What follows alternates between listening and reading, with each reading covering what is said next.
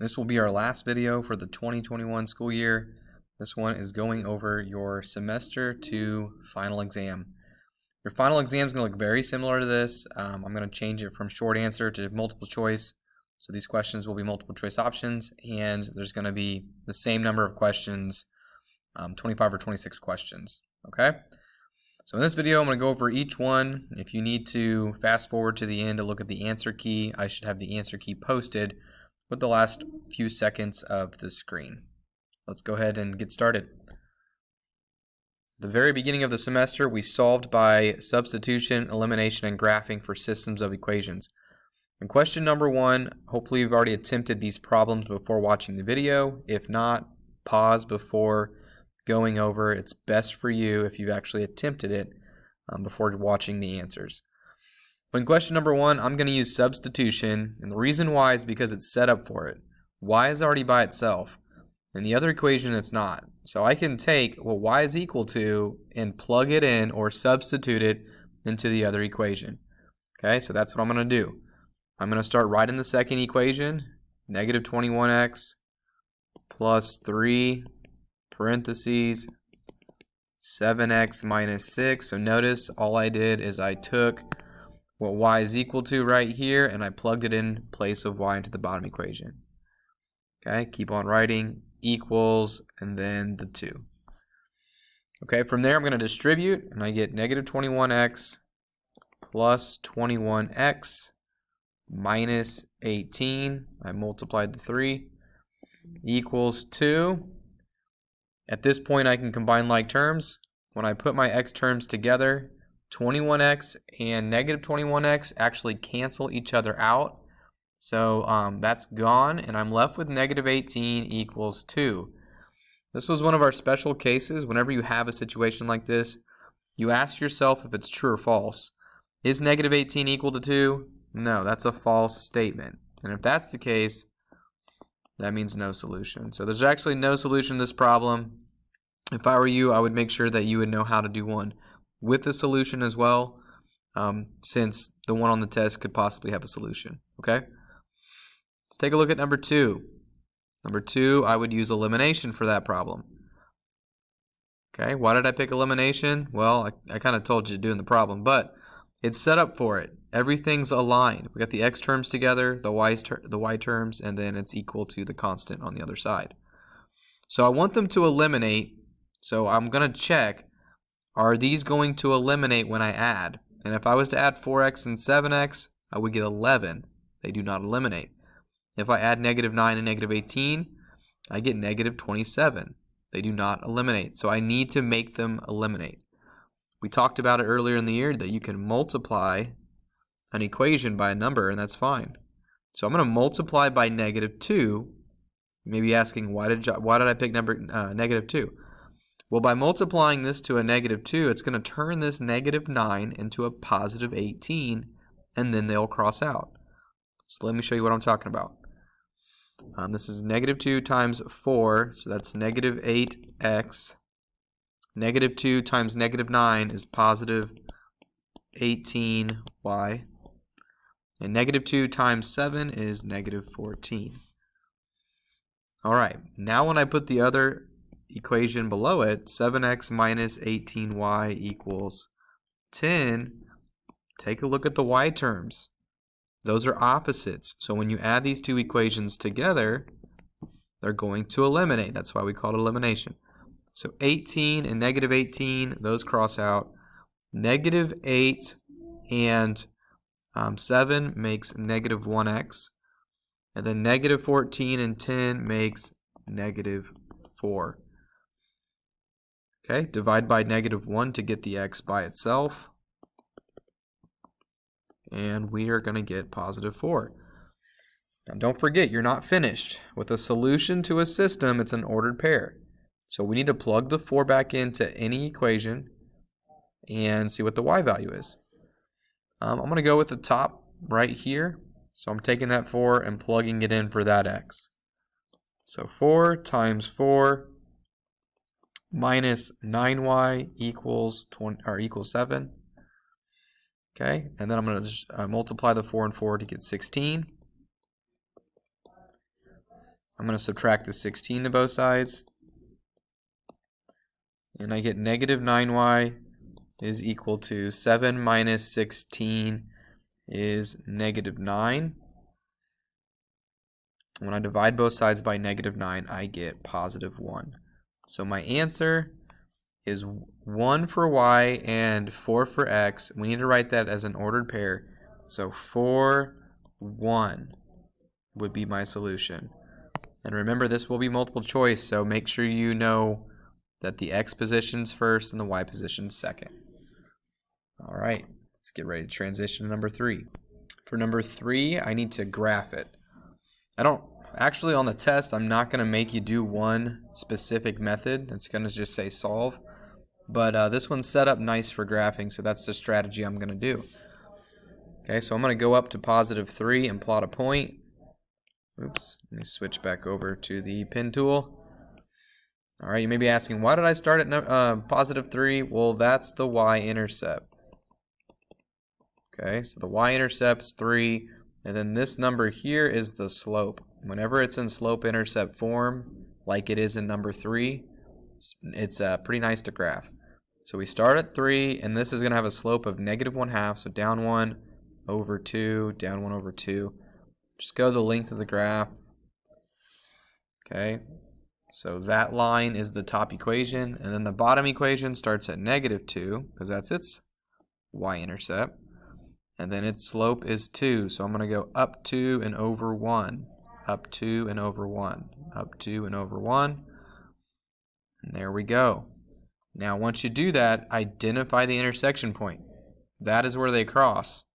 So that's my solution. 2, 2 is the answer to this problem. And if you wanted to check, you could always plug the numbers in. If you plug 2 in for x and 2 in for y, it should make true statements. Okay, so that's the first section. That is solving systems of equations. Let's move to the next section and see what's going on here. All right, so in this section, we are trying to simplify as far as we can with our exponent rules. So we learned back in Unit 7 that if you have a power to a power, you multiply. If you are multiplying something with the same base, you can add exponents. If you're dividing with the same base, you can subtract. And anything to the power of 0 is always 1. So those are some of the rules that we have to remember here. Okay? So looking at number 4, this is just saying 2 times x times y to the power of 0. Well, this is one of our exponent rules. Y to the power of 0, that is just equal to 1, right? So I'm going to rewrite this and say 2 times x times 1, because that's what y to the 0th is. Well, if I multiply 2 times x times 1, I just get 2x. Okay, and there's no other exponents. There's no negative exponents. This is as far as we can go. So 2x. Okay, number 5. What I like to do first is I get rid of the negative exponents. That's my first step. You don't have to do that. I just think it's a little easier to get rid of those negative exponents. So I have 4. If this is a negative exponent, it's going to have to move down. Okay, negative exponents, you change the location. So I'm just going to go ahead and move that down right now. We still have this 4. We still have this x to the 4th that's already in the bottom. And now I'm moving this x to the 4th down to the bottom as well. Okay, and then the y to the negative 3rd, I'm going to move it up. Y to the 3rd. When you change the location, switch the sign of the exponent. Okay, now I'm going to keep reducing. I'm not done yet. 4 divided by 4 cancels out. Reduces out. 4 divided by 4 is 1, right? And then y to the 3rd, there's no other y's, so it's going to stay y to the 3rd in the numerator. And x to the 4th times x to the 4th can be simplified to x to the 8th. I'm adding those exponents together since they're both in the denominator. Okay? So that is as far as we can go with that problem. Number 6, this one's a power to a power. power to a power, we have to multiply the exponents. So I'm going to multiply these exponents to each individual variable or number inside. Remember, if there's not an exponent, it's really a 1. So when I multiply 2 times the exponent of 3, it's 2 times 1, which is making 3 squared. And then 2 times 0 is still 0, so u to the 0th. And then 2 times -2 is -4. So I went ahead and did the power to a power rule. And now I'm going to make sure that I get rid of negative exponents, and if I have a 0, I'll cross it out and put 1. So we see, first off, that is just 1. U to the 0th is 1. 3 squared, that's 9. So that's going to stay in the numerator. And then this v to the -4th, since it's negative, it needs to go and switch locations. Right now, everything's in the top. It's in the numerator. So I need to move that down to the bottom. So now I have v to the 4th in the bottom. This is as far as we can go. Okay, a really challenging one here. Okay, so I'm going to do those same steps. I don't see any negative, so I don't have to worry about that at this point. I do see a parentheses, so I'm going to distribute the 3 to each of these. And I'm going to rewrite that as 2yx to the 4th times 2 to the 3rd. I'm just going to go ahead and make that 8. All right, I'll put 2 to the 3rd for now. I don't want to confuse anyone. So 2 to the 3rd times x to the 0th. 3 times 0 is 0. And then y to the 6th. Okay, so all I did was get rid of my parentheses. And I still have this in the bottom. X to the 3rd, y to the 4th. Okay, now let's start putting things together. So I have 2 to the 3rd and another 2. So that's really 2 to the 4th, but I'm just going to multiply that out. So 2 to the 3rd is 8, and 8 times 2 is 16. So I'm putting those together, and I'm getting 16. Anything to the power of 0 is just 1, so I'm going to cross that out, because when I multiply by 1, it's not going to change anything. Okay? Now I have x to the 4th, and I have an x to the 3rd. So I'm going to highlight what I'm focusing on right here. This x to the 4th and this x to the 3rd. And if one's in the top and one's in the bottom, you can subtract them if it's the same base. So if I did x to the 4th divided by x to the 3rd, that turns out to be just x to the 1st, which should stay in the numerator. Okay? So those ones, I've taken care of the x's now. Alright, now I'm going to look at the y's. So I have this y, and I'm going to change colors with my highlighter. So I've got this y right here, and I have these y's. Those are all in the numerator.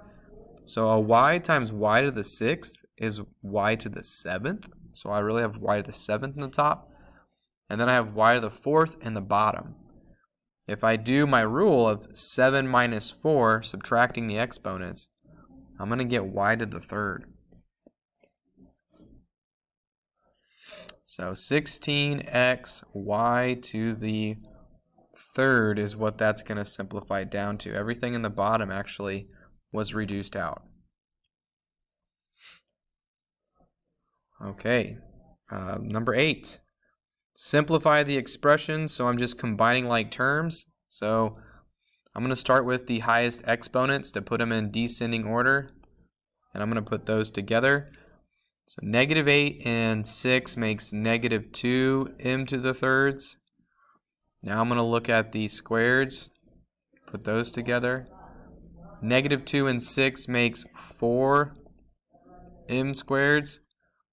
And then I've got 2 and 8, which is going to give me 10. So that is combining like terms here. Okay, and you make sure you pay attention that if it's a plus sign, you can do that. If it's a negative, you're going to have to distribute the negative. Okay, I'm going to have to stop this video right now, and I will continue on with another one for part 2.